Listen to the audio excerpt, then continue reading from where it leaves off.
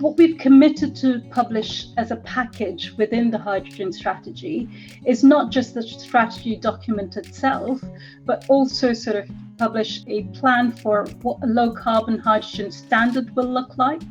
We're also going to put forward a business model, which is going to a consultation on a business model around to provide long-term certainty to industry, as I mentioned.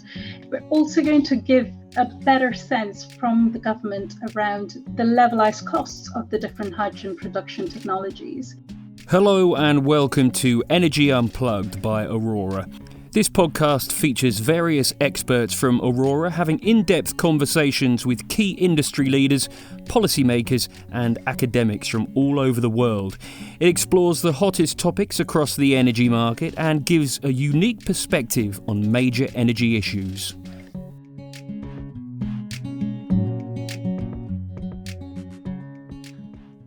Welcome to Energy Unplugged. I'm John Feddersen, founder and chief executive of Aurora. And the focus of today's show is industrial decarbonisation.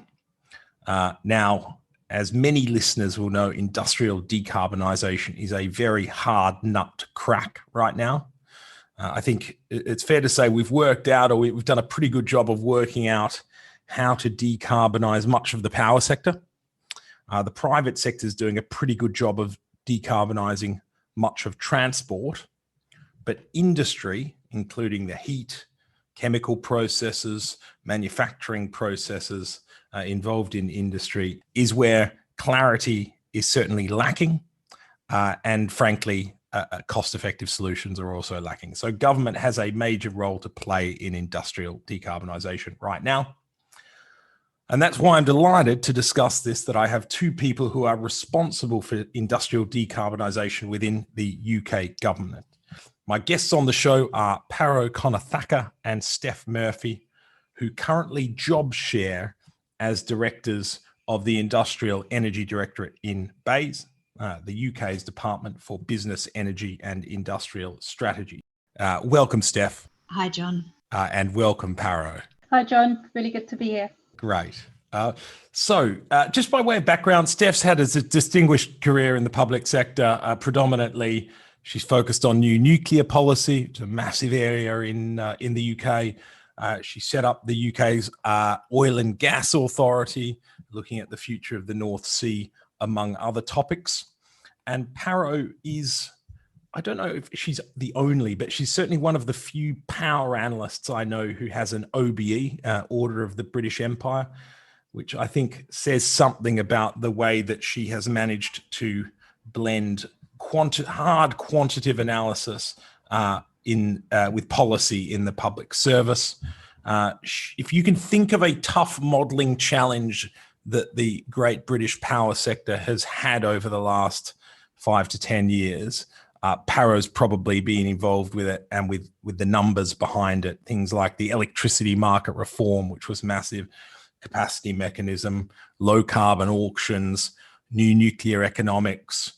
She's also in this role recently set up the UK ETS. So if it involved energy and it involved numbers, Paro was probably quite close to it and leading the way. Can I start? And I want to talk a lot about industrial decarbonisation, but before we get there, Paro, what's the biggest mistake you see talented young civil servants who have come in, they've crunched the numbers, and they're doing quantitative analysis, and then they need to advise someone who is much further from the detail than they are, not in it, but needs to make these big decisions based on numbers? What's the sort of biggest mistake you see people make in that context? Thank you, John. I mean, it's a really interesting question, isn't it? I mean, I've always thought that analysis is not just about the numbers, but how you communicate those numbers. Communicating analysis has to be as important and as impactful as the numbers that you're presenting, and the technical, the assumptions, the caveats, and all of the detail that goes behind all of that modeling, which comes out with the actual answer. So I would say the biggest mistake that often young analysts tend to make, and trust me, I've made the same mistakes as well, is when you make things to be a lot more complicated than what it is. I mean, we work in power systems modeling. It is a very complicated system, but at the end of the day, a lot is about how do we make sure that individuals get the power when they need it. So the demand and supply, or indeed, what do we need to do to transition to low carbon economies, and what are the technologies that will allow us to get there? So just to really break it down to the basics and really avoiding the use of acronyms. I would say those are the two big mistakes.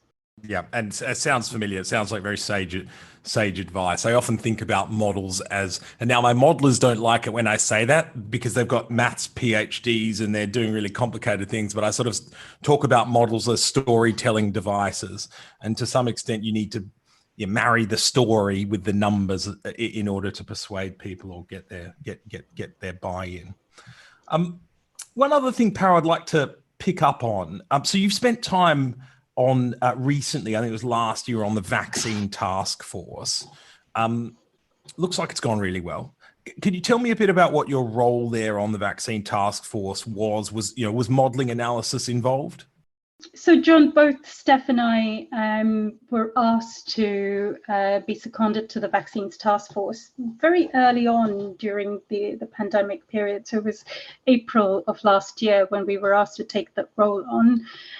It was a temporary role, so we were asked to sort of come in and help set up the task force and put some governance around the task force for the early 3 months, and almost sort of try to build the civil service team, which would be operating the task force. We're really grateful for that opportunity because, I mean, it's such an incredible time to contribute to the national effort that was going on at that period, and just to sort of build the team, just thinking about what is needed, what sort of skills we need, what expertise we need from the civil service side to deliver the scale of the challenge that we had to meet.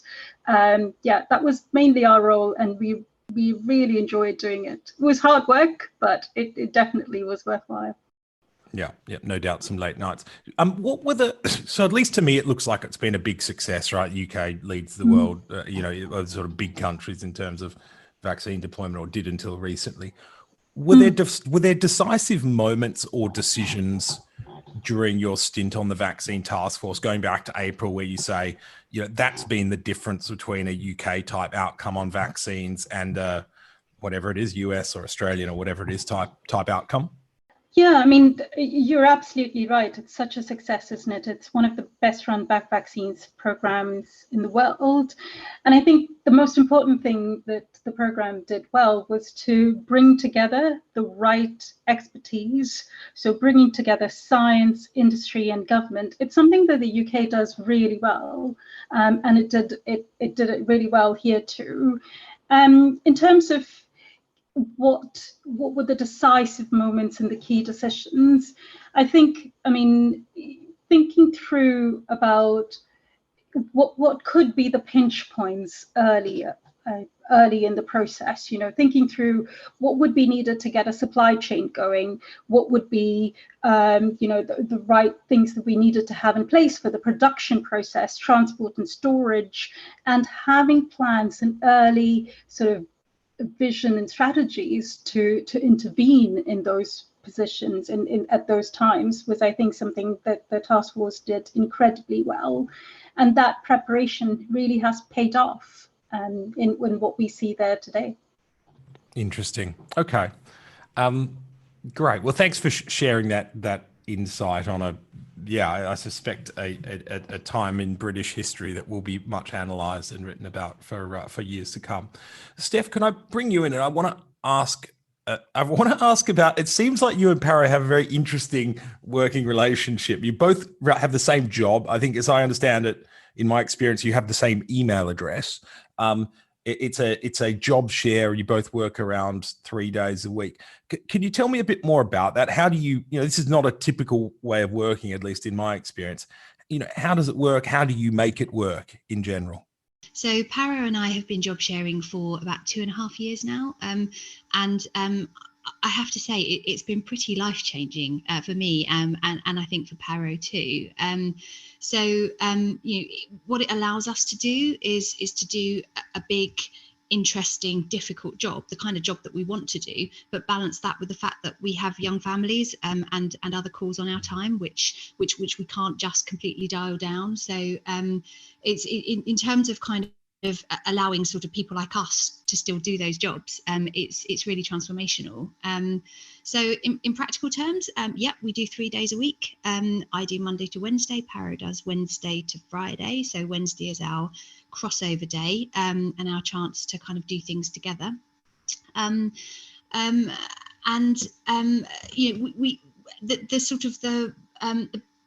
The promise that we make to our team is that, tell one of us and you've told both of us, which kind of shows that for us, the real sort of nub of this is communication.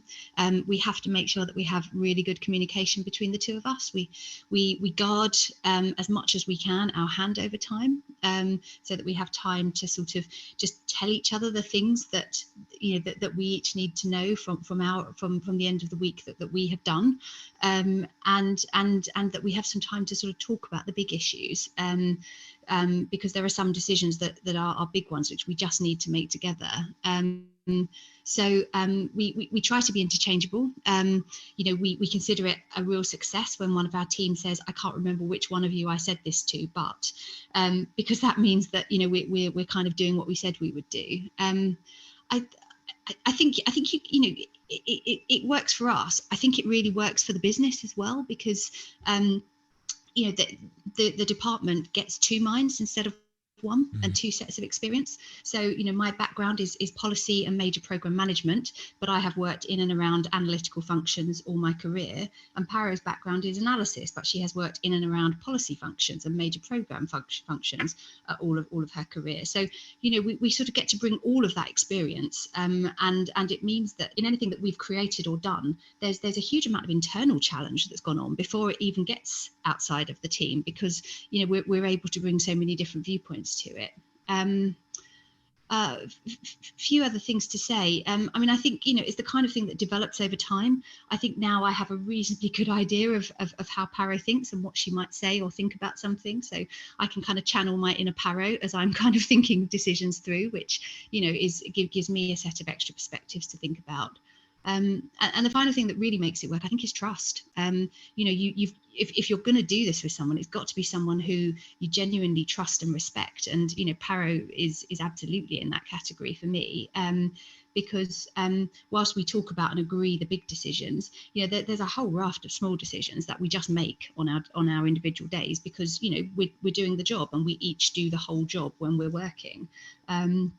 So, you just have to trust that the other person's going to make good decisions. But absolutely, it's worth the trade-off in terms of having a couple of days for me on a Thursday and a Friday where, I just get to be mummy, which is lovely. Yeah. And I do like that. It's sort of almost like organizationally hardwiring trust into your organization. I think about that a lot from a culture perspective of how do you create the environment and the systems where you encourage trust between people, because you can't codify everything. We're human beings, and I suppose sharing a job is one way where you kind of need to, don't you, or it's not going to work. How successful have you been, Steph, in when you're having your days off, not being contacted by Paro? Have you been reasonably successful on that?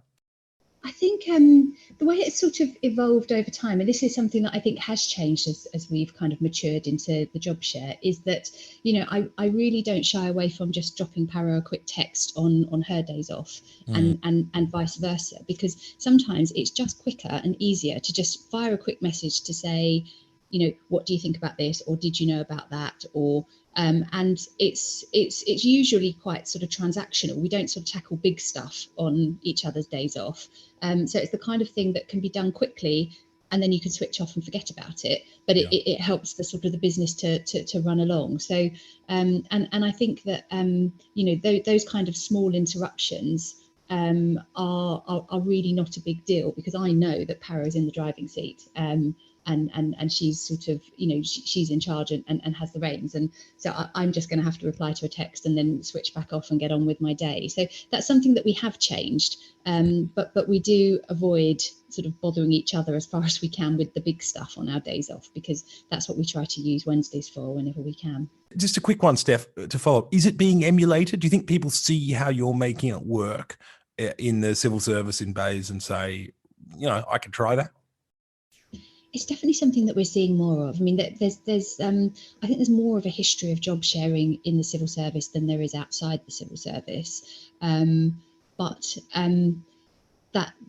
that said, there haven't been that many sort of job sharers in senior positions. But increasingly, Paro and I have been contacted by people who either are job sharing or want to job share and want to move into those senior positions from our own government department and from other government departments, to sort of want to talk to us a bit about, how have we made it work, and sort of to get some tips. And certainly we also have a job share partnership as deputy directors working to us, and they decided to be a job share, having seen the way it sort of works for us and helps us. So I think it is the kind of thing that's sort of getting more and more traction, and I think that certainly within the civil service there's recognition that if the individuals can make it work and kind of be as seamless as you need to be, actually, it's a really good deal for the business. Yeah. Okay. Very interesting. It certainly does make you think before arrangements like this, where we ask people to choose between family and work, how much talent we must have lost along the way in the past. Great. So now, can we talk about industrial energy? So Paro, can I start with you? In a nutshell, so there's sort of net zero as a good thing to do in and of itself, right? Save the planet from climate change and that sort of stuff. But in general, that doesn't speak to everyone, right? And so when you're talking to politicians, policymakers, members of the public, you kind of need to articulate like what is the opportunity here in terms of the move to net zero? What are the challenges? How do you, in a nutshell, articulate, the challenges and opportunities in net zero for industry? Sure. So, as you rightly pointed out, the move to net zero will lead to some tough choices for us all. So industrial emissions, just to give you the context of the scale of the challenge, industrial emissions will need to fall by around 90% relative to today's levels by 2050. I mean, that changes a lot of things, right? It changes how industry makes goods, how it uses its energy, but it also presents an opportunity for the UK to create new markets and potentially to become a leader in low carbon manufacturing. It also gives a lot of economic opportunities. So the green transition, and we mentioned this in the energy white paper, that our ambition is to create and support up to 250,000 highly skilled green jobs to support the PM's levelling up ambition across the UK. But there's a lot of learning by doing that needs to happen. It needs to happen now over the 2020s for us to be actually able to deliver some of this, because some of the technology choices that we will need to make are risky. I mean, we're at innovation stages for many of them, and then we need to get to deployment and commercial applications of these innovative technologies. And the way that we need to do that is government as well as industry need to work together, and government needs to provide industry with that long-term certainty that it needs to invest in decarbonisation. You mentioned the success story that we saw in power. We'll need to replicate that in industry as well. There are some big policy announcements coming up. We're going to publish the hydrogen strategy shortly. Apparently, a few other things. But you've made some big statements over the last year or so. We had the energy white paper, we had the 10-point plan, which there's a bit of overlap between the two. In the spirit of kind of holding government to account, how much progress are you making against your commitments in the 10-point plan and the energy white paper? Is there something you would point to concretely and say, we're tracking well, we're doing what we said we were going to do? Absolutely, and thank you for holding government to account. I think it's very important that we continue to do so. So In the 10-point plan, we announced we had two major technological, ambitions that we had put forward. We had put forward an ambition of 5 gigawatts of low carbon hydrogen production by 2030. And in order for us to be able to deliver that, we announced funding of £240 million up to the middle of this decade to sort of develop these hydrogen production facilities. We also committed to transforming industrial clusters to low carbon clusters through the use of CCUS. And in the 10-point plan, we announced £200 million extra funding. We had already announced £800 million, so together about £1 billion worth of funding for carbon capture, usage and storage. And to have both of those, I think what we recognized was that it wasn't just important to have grant funding, it is important to provide that long-term certainty that business and industry need. So we have developed business models which will sort of give that long-term certainty to allow for private sector investment to come into these sectors, just like the CFD has done for offshore wind. So business models on hydrogen, as well as business models on industrial carbon capture and storage. You mentioned carbon pricing before under the UK ETS, and we committed to launching the UK ETS in the Energy White Paper. And that's, we have successfully done that, and we are already developing that as we committed to do in both the Energy White Paper as well as in the 10-point plan. So we've got a hydrogen strategy coming out soon. Can you give us a sense of what to expect? So there's 240 million by mid-2025 for hydrogen production. Is it sort of colouring in the chart in terms of, what that looks like? Is it sort of types of support and, where the hydrogen is going to be used? What can you give us a sense of the contours of what to expect from the hydrogen strategy there? So the hydrogen strategy is due to be published shortly. As we record this podcast today, our Secretary of State announced in the House of Commons that we are looking to publish the strategy in the next few weeks. What it will set out is what is required to build a hydrogen economy fit for 2030 to deliver our aims for Carbon Budget 6, as well as beyond that. What we've committed to publish as a package within the hydrogen strategy is not just the strategy document itself, but also sort of publish a plan for what a low carbon hydrogen standard will look like. We're also going to put forward a business model, which is going to, a consultation on a business model around to provide long-term certainty to industry, as I mentioned. We're also going to give a better sense from the government around the levelized costs of the different hydrogen production technologies. You rightly said we want to create the right incentives for the private sector to invest in this sector. So through the 250 Net Zero Hydrogen Fund, we are consulting on the design of that fund, through which we will co-invest in early blue as well as green hydrogen production technologies. The aim of this strategy and the whole package really is to take a whole systems approach in developing a hydrogen economy. And we want to set out what is needed across the full hydrogen value chain and all the supporting frameworks and the regulatory structures that need to be in place to allow us to do that. So you've been thinking hard about hydrogen, right? Probably harder than most people. And I'm not asking for specific answers on like where hydrogen will be used, but how confident are you that humanity knows where low carbon hydrogen is going to be used, say in the year 2050?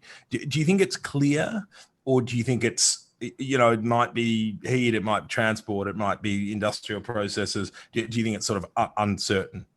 In the CCC's report, hydrogen was scenarios which included hydrogen, and all scenarios to get to decarbonisation by 2050 had a role for hydrogen. So the role for hydrogen is actually becoming more stark, and it's becoming clearer over time. hydrogen is one of a handful of new low carbon technologies, which is going to be crucial to support the decarbonisation of particularly in the UK economy, and particularly in hard to electrify UK's industrial sectors. Hydrogen can actually provide you with greener, flexible energy, potentially across power. Heat is also a sector that we're looking to explore, and you mentioned transport as well. I can go into this in a bit more detail, but I'm conscious of time, so back to you, John, if you want to open any of these. Okay, good. There's probably more clarity than I thought. I certainly have a bunch of conversations at the moment where people will say, "Oh, John, where do you think hydrogen is going to be used?" And I say, "Well, I think it's going to be used in X, Y, and Z place, and to bring it on cost competitively, we're going to need a carbon price of $400, $500 a ton or something like that." And then they say, "Well, that's going to cost a fortune. Surely hydrogen can't be the most competitive thing for that space." And I say, "Well, what alternative do you have?" And then the sort of conversation stops. So it's this funny one where I think there's a little bit of there's a lot of low-hanging fruit in decarbonisation at the moment that is not hydrogen, right? And so when you start to talk about the use cases, it's an order of magnitude of cost above what people are used to thinking about in terms of decarbonisation, and it's just a slightly funny conversation. But then when you start to think about alternatives, people's minds sharpen and they start to say, "Well, hang on, maybe there is a role here," but it's probably not going to be cheap in many cases. Steph, so can we talk about carbon leakage, going right back to, I suppose, the EU ETS 2005, and there's obviously an intellectual history of carbon leakage modelling that goes well before that is a major issue. Steel producers in Europe, cement producers say, well, if you price emissions in our region, they'll just move abroad and we'll import embodied emissions in products. To what extent do you work with other countries, international partners in their policy making as you think about how to manage industrial decarbonisation? Yeah, sure. It's a really good point. I mean, achieving net zero in the UK by 2050 is obviously fundamental, but we won't tackle climate change if industry and emissions simply move to other countries, right? With lower climate standards. So, there's a real priority for us to work together with our international partners, including developed and developing countries, on how we can tackle climate change together. We're sort of looking at a range of potential options on this issue. We're engaging with industry to better understand their concerns around carbon leakage, and indeed how UK sectors will be impacted by the proposed EU CBAM, the Carbon Border Adjustment Mechanism. So it is something that we work on with other countries, and indeed have had a number of conversations this year alone in the context of the G7 and the preparations for COP later this year. Okay, great. And Steph, has COP accelerated that sort of collaboration, do you think? Do you feel like in a COP year with the UK hosting it, you're having more interaction with your counterparts around the world? Absolutely. We work really closely with a range of different international partners. We're working with multilateral organisations, including I think the G7, the G20, the UN, to try and create sort of shared solutions, because it's in our interest to try and do this all together. I think COP does help to focus minds. I think that we as the UK and indeed other countries are very keen to sort of come to COP this year and deliver a good outcome, which does make it another tool in our armoury for generating progress. But certainly the international engagement is an ongoing theme and is something that we work constantly and hard to try and make progress on.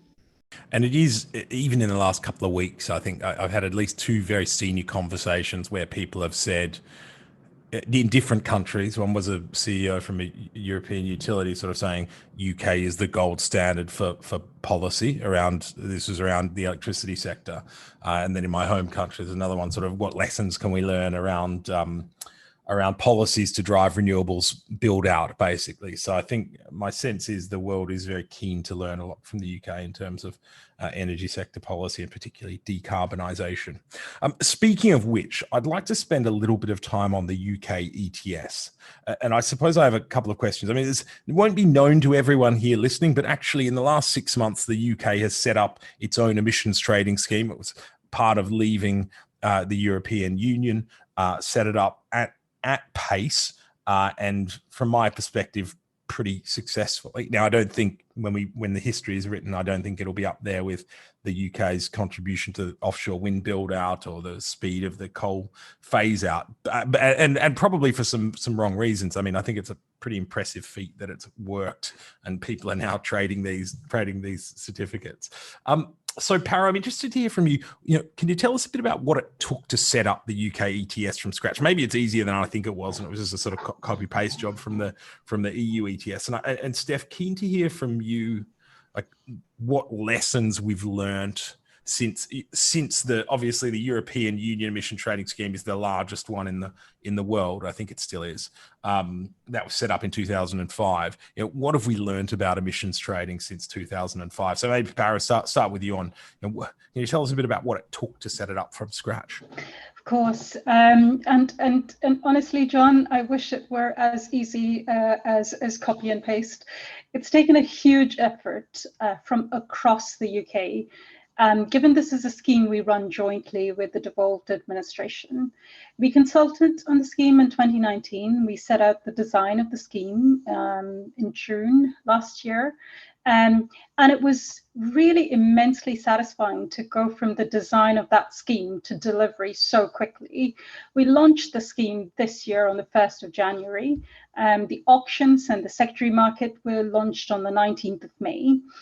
And to do so, we actually had to bring in all of the legislation underpinning the scheme, the auctions and the market, as well as developing a new registry. Now, a registry is effectively the banking system of the scheme. So we had to do all of that at the same time as launching the scheme.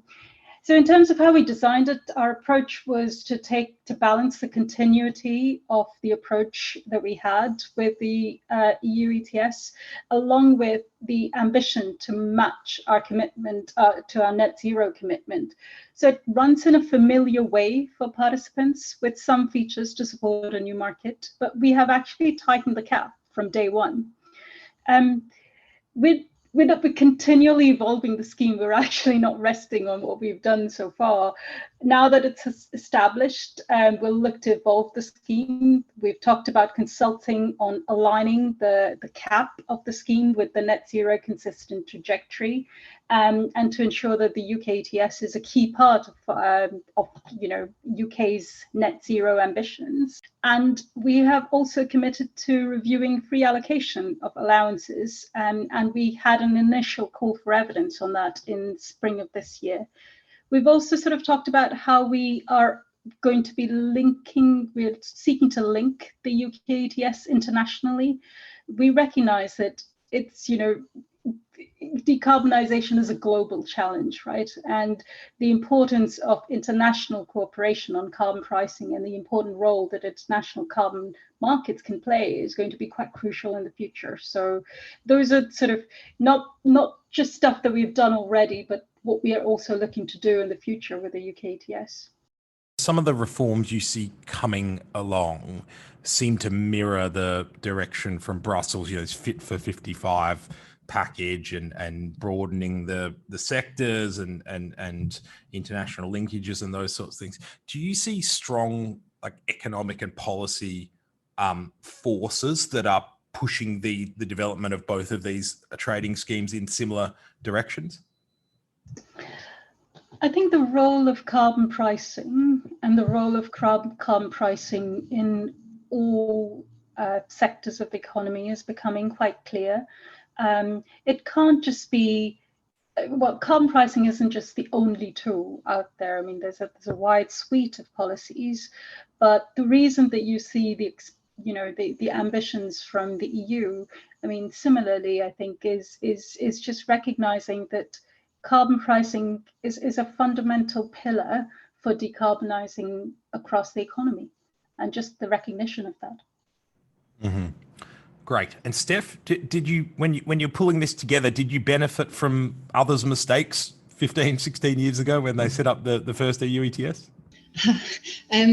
Well, I mean, certainly the UK has got a strong history of carbon pricing and ETS, and you know, we all know that the EU ETS was largely based on the design of the UK ETS that existed before that. So there's a long history and lots of experience to draw on.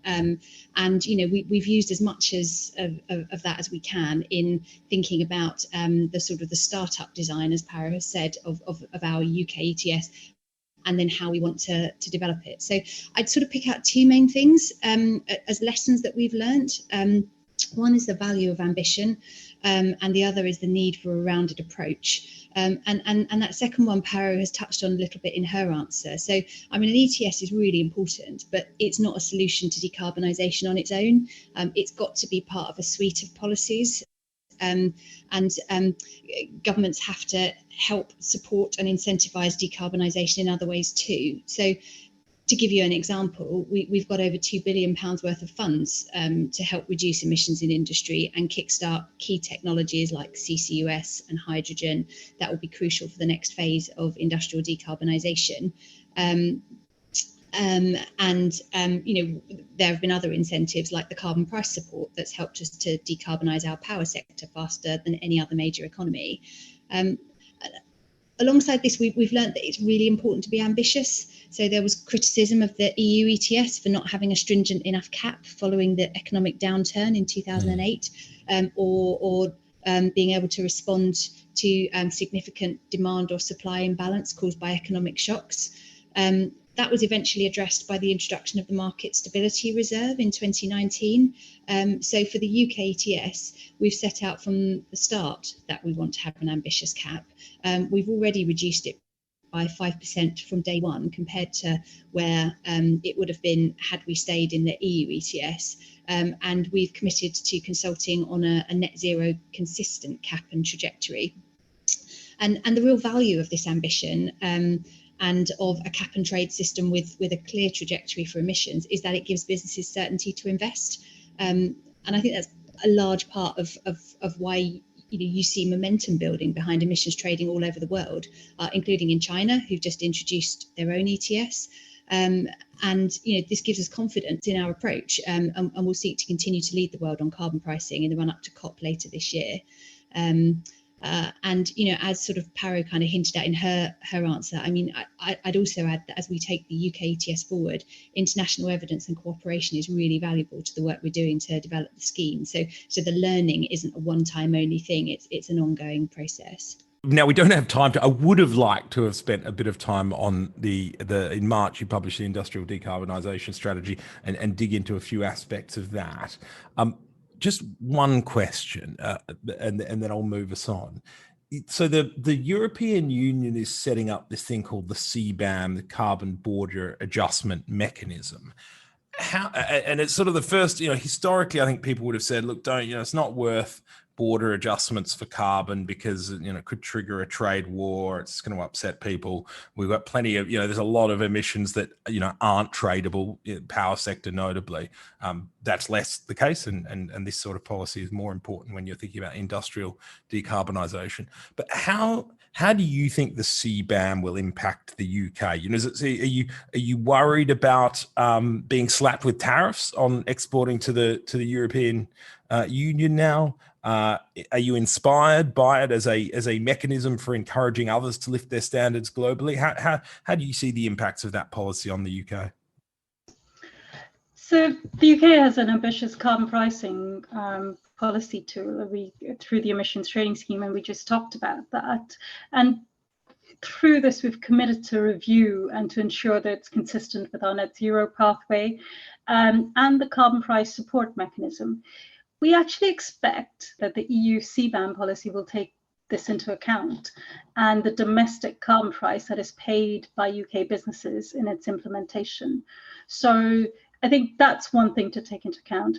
But also, we are continually engaging with UK businesses and UK industry, and Steph was also talking about that earlier.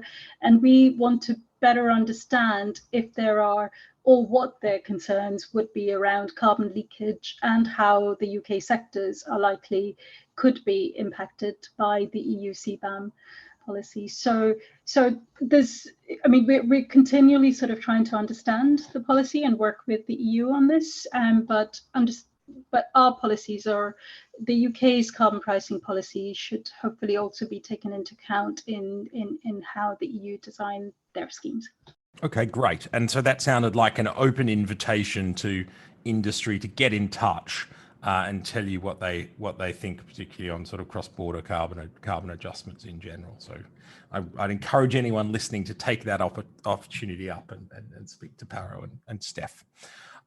Now, so I need to wrap things up. I'd love to go off in a bunch of directions, but time doesn't permit.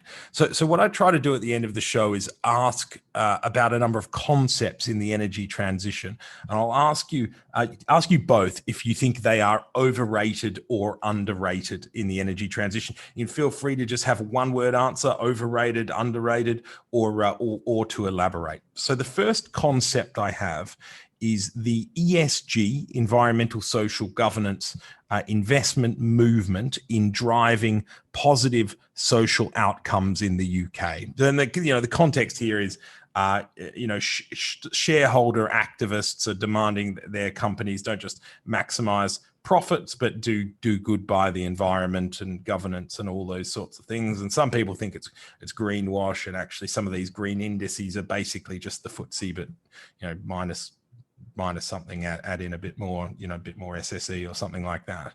How do you see the ESG investment moving in driving positive social outcomes in the UK? Do you think it's overrated, or do you think it's underrated? Maybe start with Steph. I'm going to say underrated and stick with one word. Okay, wonderful. Paro? I agree. I think it's underrated. I think the role of the UK industry and ESG is yet fully to be explored, and I think there is great potential here that we can tap into, and hopefully that can be a fundamental pillar in developing our net zero ambitions in the UK. Great. And can I ask Steph, what do you think people don't understand, or what means they are underrating it? In terms of the impact of the ESG movement? I think so I think that in sort of describing it as sort of greenwash, I think it sort of slightly misses the point that actually, that there's a role for government here in all of this, but actually, there's a big role for business, for society, for everybody. And I think, if we kind of have the idea that the government is going to provide the solution to all of this, we're not going to get there as quickly or as well or as cheaply or as cost effectively or as efficiently as we might if everybody plays a role. So that's kind of what was behind my answer. Yeah. Okay. Which is a nice aspect of the overrated, underrated type question, in the sense that it may well be, if a lot of people do think this is a greenwash, then it's a low bar to clear for it to be underrated. The second question, or the second concept I want to present, is the role of government in driving regional development. So we talk about levelling up, and obviously industry is fairly geographically spread within the UK, like the energy sector, and probably unlike the finance sector, with obviously exceptions in both directions. Paro, maybe I could start with you. Do you think the role of government in driving regional development is overrated or underrated? Well, I definitely don't think it's overrated. Particularly, you're asking us who cover industrial energy. I mean, a lot of the support and the investment that we are looking to make in low carbon technologies in industry are not focused in London, right? They're sort of, as you were rightly describing, they're regionally dispersed. We are looking to make significant investment in industrial clusters in the Humber, in Teesside and Scotland, in the northwest, as and all of these sort of investments and all of these infrastructure support will lead to investments in jobs and green jobs and highly skilled technical jobs. So I would say, just sort of emphasizing on, it is definitely not overrated. I'm not sure if it's underrated as well. I mean, the Prime Minister just announced in his speech about the ambitions for levelling up the UK. So I think that there's a lot that the UK government is doing in this space, and particularly in the industrial decarbonisation space. There's a lot that we are looking to achieve in terms of green jobs and levelling up across the UK. Great. Thanks for that, Paro. And Steph, overrated, underrated? Or I would happily take not overrated or not underrated as well. I'm in a broadly similar position to Paro here. I think probably not overrated. I think it's massively important. I think that it's easy to sort of look at this kind of thing as a very sort of cynical, narrow sort of political agenda in terms of kind of, political parties winning votes in parts of the country that they're perhaps targeting. But actually, it's so much more than that. I mean, we spend so much of our time thinking in industrial decarbonisation about the big industrial clusters. And, as Paro said, they're not in London. They're outside of London. They're in regions that they have these skilled people, they have these industries, but they're crying out for some investment. So I think there's a real role for government to kind of to coalesce and catalyse sort of action, and whether that's with some capex co-funding or the power of government to convene. I think there's a real role there to play, and also helping to build up those kind of regional kind of governments or sort of authorities, whatever the sort of the particular setup of the region is, so that that those areas can play a part and do things for themselves as well. I think that's a really key part of this, that it's not sort of government doing it to the regions, it's the regions kind of stepping up and sort of taking the baton too. So I think it's massively important for some very real reasons. Excellent. Well, you both clearly feel quite passionately about that topic. I think that's probably a natural note to finish on. So many thanks for joining me. I think the podcast was a clear testament to your ability to work together efficiently in the same job. So clear, it came across to me that you're very effective at that in general. It was obviously a pleasure to hear your unique perspectives on this important but very difficult policy area of industrial decarbonisation. So, Steph Murphy, first of all, thank you so much for joining me. Thanks, John. It's been a pleasure. And Paro, thanks. It was brilliant to speak as always. Thanks, John. Really good to speak again. That was John Feddersen, founder and chief executive of Aurora, speaking to Steph Murphy and Paro Konar, directors of Industrial Energy at BEIS. Do keep an eye on our podcast feed for more in-depth conversations with senior members of the energy industry. The best way to do this is to subscribe on whatever platform you use. Thanks for listening and goodbye.